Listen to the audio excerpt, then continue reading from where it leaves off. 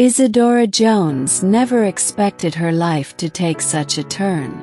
One moment, she was struggling to make ends meet, living in a shabby studio, trying to paint her way out of despair, and the next, she found herself sitting in a luxurious penthouse, about to sign a marriage contract with a man she barely knew.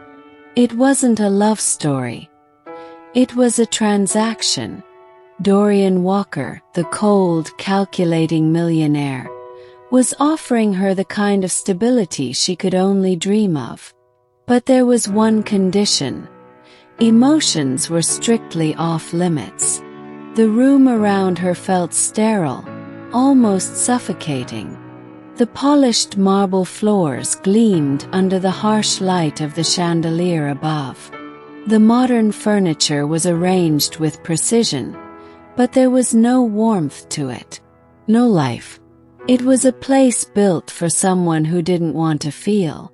And that was Dorian. He was a man who valued control over chaos, stability over spontaneity, and most importantly, money over everything else. He had built his empire from the ground up, and now he needed to protect it, even if that meant a cold, calculated marriage.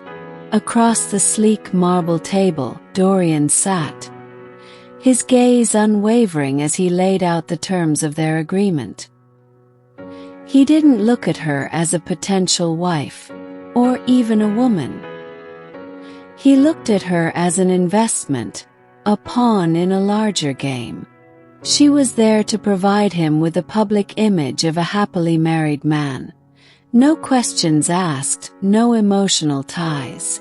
She would have a home, financial security, and stability. In return, he would get peace of mind. The price: a year of her life. No affection, no love, just business.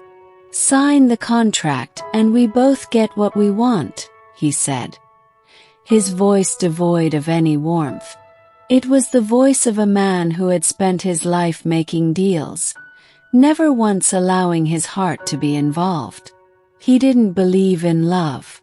To him, love was a dangerous distraction. Isadora's heart was heavy, but her options were few. She could either take this chance and live in comfort for a year, or continue to struggle, trapped in a life of uncertainty. It was a cruel choice, but one that many had to make. So, without another word, she signed. The deal was sealed, and with it, the beginning of a relationship that was destined to be more than either of them had bargained for. The days that followed were uneventful, at least at first. Isadora moved into the massive penthouse that Dorian called home. It was a fortress, cold and impersonal, just like him. But the emptiness in the walls was mirrored by the emptiness in Dorian himself. He was a man who kept his distance from everyone, even from his own feelings. He had everything a man could want: wealth, power, control. But he had never experienced real happiness, not the kind that came from love or connection. Isadora, on the other hand, struggled to adjust to the sterile environment. She was used to the cluttered mess of her old life, the paint-stained clothes, the broken furniture, the noise of the world outside. But here, in Dorian's world, everything was calculated, measured, and perfectly arranged. There was no room for error, no room for spontaneity. It was suffocating. She spent her days in the artist's studio that Dorian had set up for her, but even that felt empty. The walls were bare, and the air smelled of fresh paint and nothing else. She tried to create, but the isolation and the coldness of the place stifled her creativity. The only thing that kept her going was the thought that this was temporary. She just had to survive for a year and then she could walk away. But as time passed, something began to shift. Dorian's coldness, which she had once found so off-putting, began to wear off on her. She started to notice the small things he did. The way he would make her coffee in the morning without a word. The way he would leave her a note when he was out of town. It wasn't love, not yet, but it was something. One evening, as she sat in the kitchen sipping her coffee, Dorian entered the room, looking slightly out of place in his perfectly tailored suit. He glanced at her, and for the first time since their marriage began, she saw something other than indifference in his eyes. It was brief, a fleeting moment, but it was there. And in that instant, Isadora realized that things were changing. Dorian was changing. But the real shift came when Isadora was walking through the grand hallway one afternoon, lost in her thoughts about the painting she had been working on. As she turned the corner, she accidentally bumped into Dorian. He had been coming out of his office, and their collision was unexpected, causing a flurry of papers to fall from his hands. She quickly knelt down to help him gather them, but as their hands brushed, something unexpected happened. It wasn't love, not yet, but it was undeniable. Dorian's eyes lingered on her, and for the first time he didn't pull away. He didn't seem to care about the perfection of his surroundings, or the business that had consumed him for so long. For a moment, he allowed himself to be present. Isadora could feel the shift too. She wasn't sure what it meant, but it was there. And she wasn't sure if she was ready for it. Days turned into weeks, and the tension between Isadora and Dorian grew, though it was hard to pinpoint exactly why. The days of silence were broken only by the occasional formal conversation. The contract loomed over their lives like a shadow, but something unspoken was beginning to shift between them. It wasn't love, not yet, but there were moments of unexpected tenderness, tiny cracks in Dorian's cold exterior. Isadora was still living in the same sterile, emotionless space. The apartment, though luxurious, never felt like home. Felt like a display case, and she was the exhibit. But as the days passed, she began to realize that the problem wasn't just the space around her. It was the man she had married. Dorian was always a mystery. Even when he was present, his mind seemed to be a million miles away, consumed by business deals, profits, and investments. He had closed off his emotions long ago, after some heartbreak in his past. He didn't believe in love. To him, love was just another risk, and risk was something he never took. Isadora, on the other hand, had never stopped believing in love. Even after everything she had been through, the hardships, the losses, the constant struggle, she still held on to the hope that somewhere, somehow, there was a chance for her to experience real love. She had never been so close to it, yet so far. But being in Dorian's presence made her feel alive in ways she had never expected. One day, as she wandered the massive penthouse, Isadora came across an old photograph of Dorian.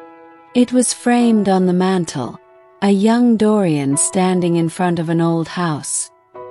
His expression softer, warmer. He looked like a different man. It was then that she realized there was more to him than the business tycoon she saw every day. There was a person underneath the cold, calculated exterior, and maybe, just maybe, she could be the one to break through. The idea stayed with her for days, gnawing at her. She couldn't ignore it. But could she really get through to him? Could she convince him to feel again? The first real breakthrough came when Dorian returned home late one evening, looking more tired than usual. His usual stoic expression was gone, replaced by something more vulnerable. Though fleeting, it was unmistakable. He didn't say anything at first, but as he dropped his briefcase by the door, he saw her sitting on the couch, sketching something in her notebook. It wasn't much, but it was enough to get his attention. "You're still awake," he remarked, his voice softer than usual. It was an observation but also an invitation. Isadora looked up, meeting his eyes. For a second they both stood there, silently observing each other. Then she spoke. "I was just thinking about the painting I'm working on," she said. "It's been hard to concentrate lately with everything with us." Dorian's eyes flickered for a moment, as if he were about to say something, but then stopped. He didn't know how to talk about this. He didn't know how to talk about feelings. He had spent his entire life avoiding them, burying them under layers of logic and control. "It's not easy, is it?" Isadora continued, her voice gentle but firm. "Living like this with no real connection, no real feeling. We're just two people in a house, bound by a contract." Dorian hesitated. The words were harder to process than he had anticipated. He had lived so long without emotions. He wasn't sure how to deal with the sudden realization that someone else might be feeling them. "I didn't ask for this," he said quietly, almost apologetically. "I didn't want to feel this. I've seen what feelings do to people. They make them weak. They cloud judgment." Isadora's heart softened at the admission. She could see the pain behind his words, the walls he had built around himself. She took a deep breath and spoke from the heart. "Maybe it's not about weakness. Maybe feelings aren't something we need to control. Maybe they're what make us human." Dorian's eyes narrowed. "I don't know if I believe in that. But I do," she replied, her voice steady, though her heart was pounding in her chest. "And I think you're scared to feel anything. But I'm not going anywhere. I'm here because I want to be here, not because of some contract." It was the first time either of them had spoken so honestly. The weight of the moment hung in the air, heavy and thick. Dorian opened his mouth as if to say something, but no words came out.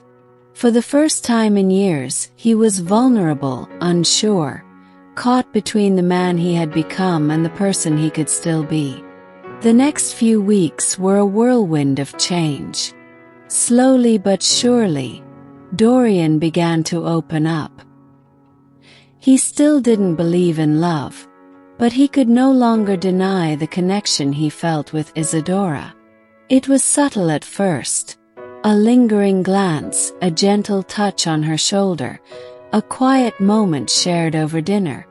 But these small gestures meant everything to her. She began to see him in a different light. He was no longer just the cold businessman. He was someone capable of warmth, someone who, despite everything, could still feel.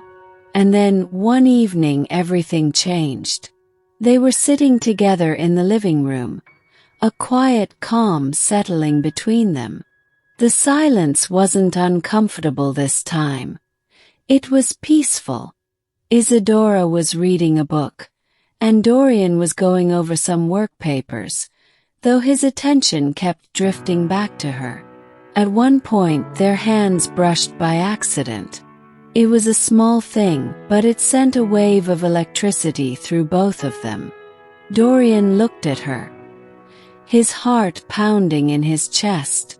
Without thinking, he leaned forward, his lips brushing hers in a kiss that was soft, tentative, and full of the emotion they had both been holding back. Isadora's heart raced as she kissed him back, realizing that the contract they had signed was no longer the most important thing in the room. This was real. This was something she had been hoping for, even if she hadn't known it. When they finally pulled away, they both sat in silence, but this time it wasn't awkward. It was a silence that spoke volumes, a silence that held the weight of everything they had just discovered about each other. But as with all things, there was a price to pay. Isadora knew the contract still stood. Dorian had not forgotten the terms, nor had he forgotten his promise to remain emotionally detached. But for the first time, neither of them could ignore what had blossomed between them. They had crossed a line, and there was no going back. Dorian's coldness began to melt away, piece by piece. But it wasn't easy. Their love, if it could be called that, was complicated, messy, and forbidden. They still had a year to go before the contract expired. Would they break it? Would they fight for something they couldn't legally have? Isadora didn't know.